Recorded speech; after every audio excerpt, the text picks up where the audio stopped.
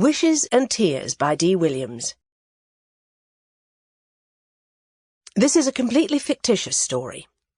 I would like to thank Pat Holland of the Blue Anchor Library in Southwark Park for putting me in touch with Stephen Humphrey, whom I also wish to thank for his help and the information he kindly gave me, and John Lauder for help with my research.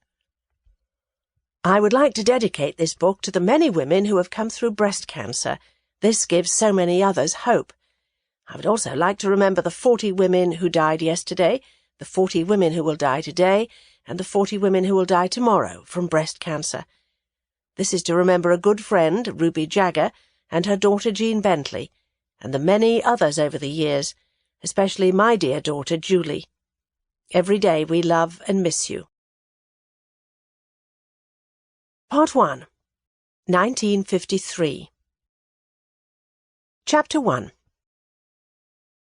Janet fell to her knees, and, bending her head slightly, squeezed her brown eyes tightly shut.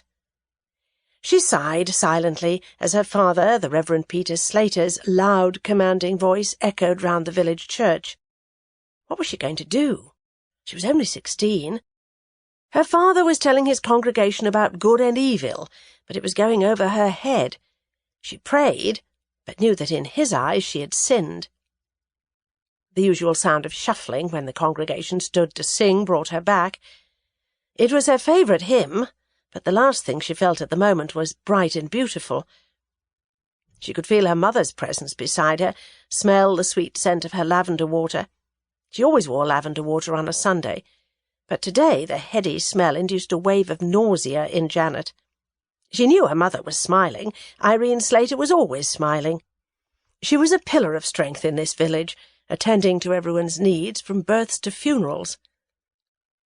Stowford was a small village in Sussex, where everybody knew everybody else's business. Generations of local families had grown up here. All Janet's grandparents were buried in this churchyard.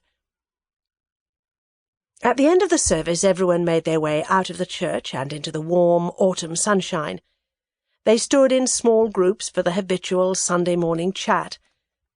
Janet could only nod politely to the ladies. She was frightened to open her mouth in case she was sick, as she had been when she'd got up that morning.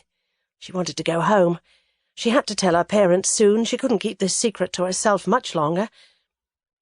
She brushed a strand of her dark hair from her face and pushed it under her hat. The cream straw framing her pretty face complemented her pink silk duster coat perfectly. Mrs. Scott, the local Women's Institute chairwoman, came up to Janet and her mother. "Lovely day." Sample complete. Ready to continue?